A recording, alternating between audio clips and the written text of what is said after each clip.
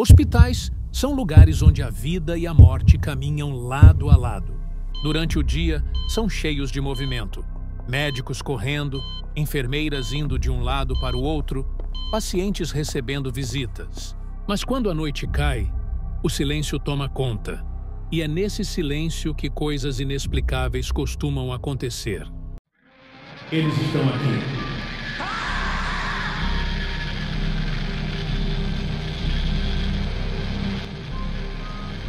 Essa é a história de Ana, uma jovem enfermeira que trabalhava no turno da madrugada em um antigo hospital de Belo Horizonte. Ela nunca acreditou em fantasmas. Até aquela noite. Era pouco depois das 2 da manhã, quando Ana começou sua ronda pelos corredores do 3º andar. A iluminação era fraca, com lâmpadas que piscavam de vez em quando. O clima já era pesado só pelo silêncio, quebrado apenas pelo som distante de máquinas de monitoramento. Ana fala com a voz assustada, mas tentando manter firmeza. Mais uma noite, só mais algumas horas e acaba o plantão. Ela tentava se distrair pensando em coisas banais, mas, a cada passo, sentia como se alguém a observasse. De repente, a campainha de um quarto tocou. Ana olhou para o visor da prancheta. Quarto 312. Ana estava bastante desconfiada. Estranho. O 312 está vazio desde a semana passada. Ainda assim, ela caminhou até a porta. Quando girou a maçaneta, um vento gelado soprou de dentro do quarto, como se tivesse atravessado um túnel congelado. A cama estava perfeitamente arrumada. Nenhum paciente, nenhum visitante. Mas o botão de chamada ao lado da cama estava apertado. Ana, muito nervosa. Tem alguém brincando comigo? Quem tá aí? Silêncio absoluto.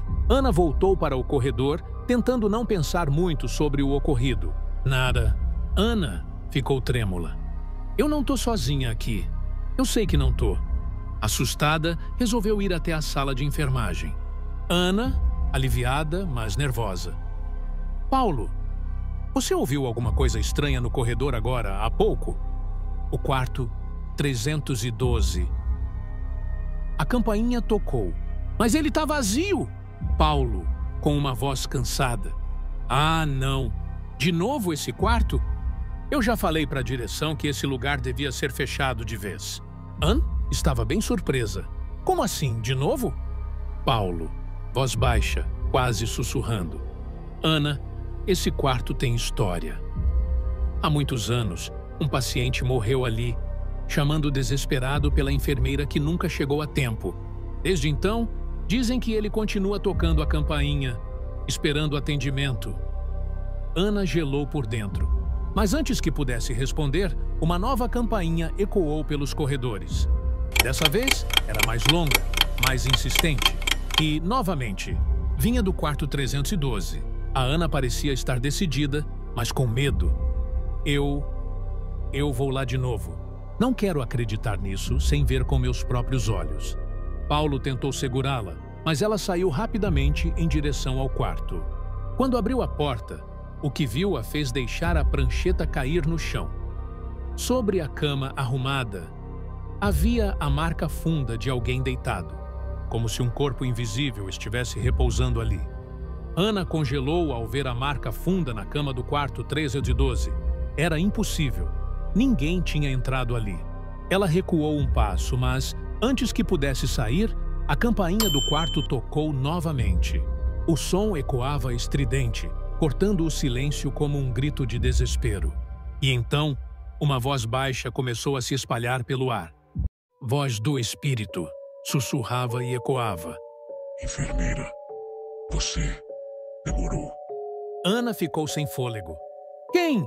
Quem está aí? Apareça! O quarto estava vazio, mas a marca na cama parecia afundar ainda mais, como se alguém invisível estivesse se levantando lentamente. Paulo entrou correndo logo atrás dela. Paulo, voz firme, mas nervosa. Ana, saia daí agora. Ana, desesperada. Mas tem alguém falando comigo, Paulo? Você não ouviu? A voz do espírito, carregada de dor. Eu chamei, mas ninguém veio. A campainha tocava e ninguém veio. Ana sentiu o coração acelerar.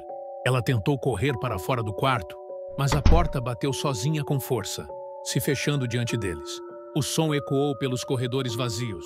As luzes começaram a piscar. Uma sombra escura tomou forma no canto do quarto, próxima à cama. Era alta, distorcida, como se fosse feita de fumaça densa. Anne, voz em pânico. Meu Deus! O que é isso? Voz do espírito raivosa. Eu sofri sozinho. Ninguém atendeu meu chamado. Agora, vocês vão sentir o mesmo silêncio. Paulo, tremendo, segurou no braço de Ana. Paulo, voz tensa, em tom de segredo. Não responda, Ana.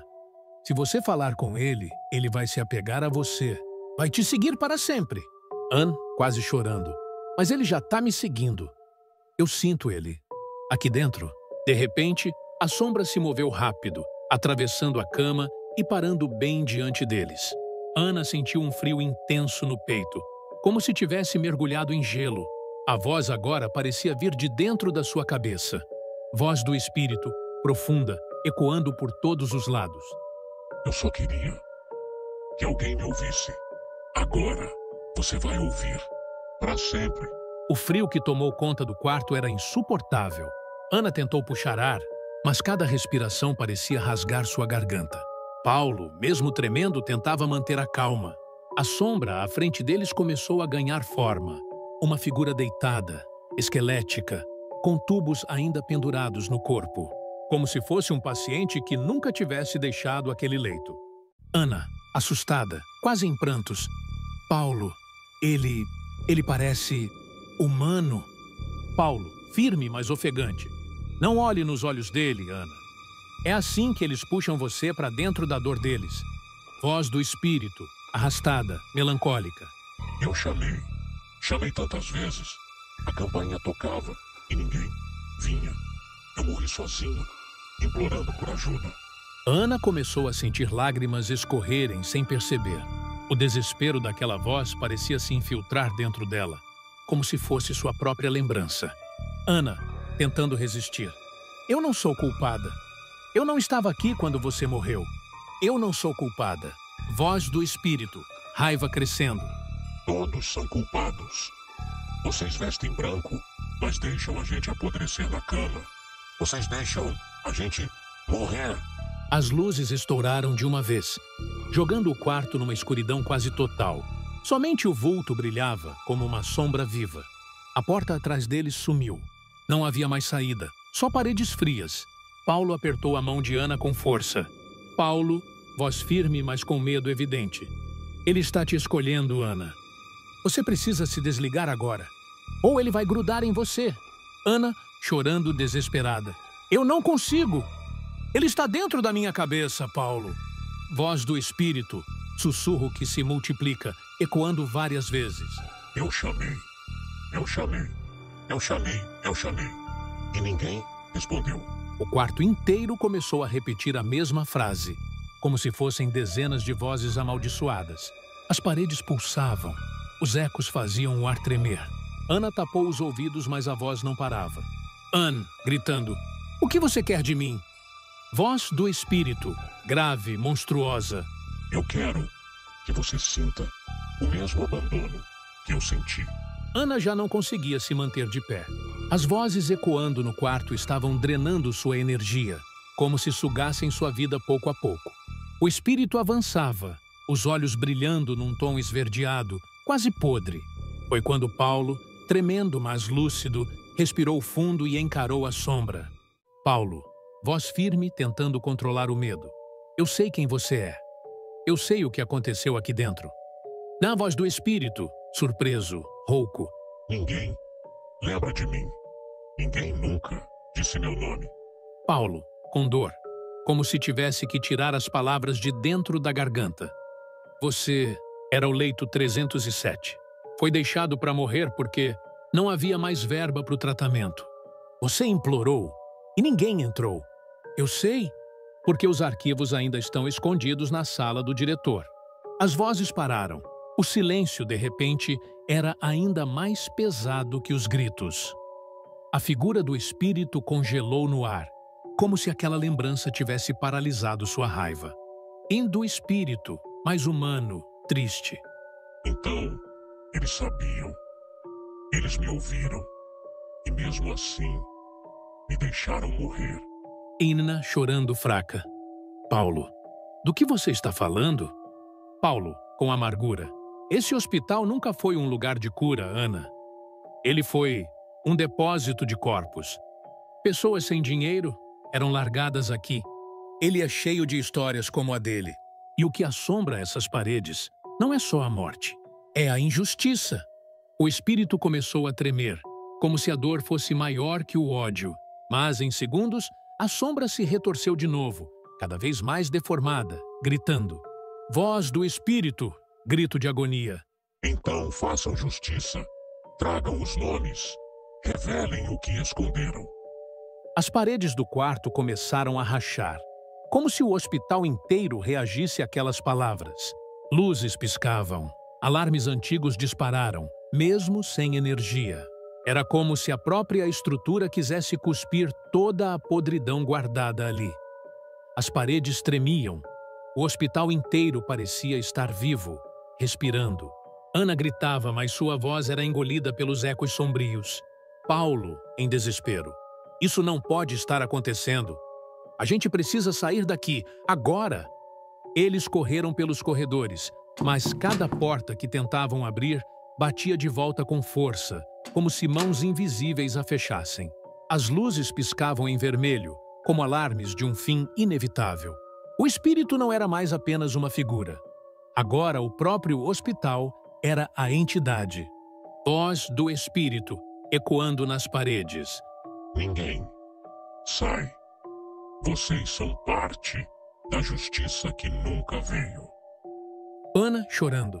Por favor, eu não tenho nada a ver com isso. Eu só queria ajudar. Voz do espírito. E por isso, você será lembrada. Mas não viva. O chão rachou sob os pés dela. Ana caiu, sendo engolida pelas sombras, até seu grito se apagar no vazio. Paulo tentou puxá-la, mas as sombras também se agarraram às suas pernas. Ele lutou, chutou, gritou, mas não havia escapatória. E o maldito hospital! Vocês não vão me levar! O hospital tremeu uma última vez. As janelas se estilhaçaram, liberando um vento frio que apagou cada lâmpada. Na manhã seguinte, autoridades chegaram até o local, após vizinhos ouvirem estrondos durante a madrugada. O hospital estava vazio. Sem pacientes, sem funcionários, sem vestígios de Ana ou Paulo. Mas o mais assustador era que as portas estavam trancadas por dentro. Daquele dia em diante, o Hospital São Bartolomeu foi fechado para sempre. Ninguém mais entrou. Ninguém mais saiu. E até hoje, quem passa na frente jura ouvir gritos, vindos lá de dentro.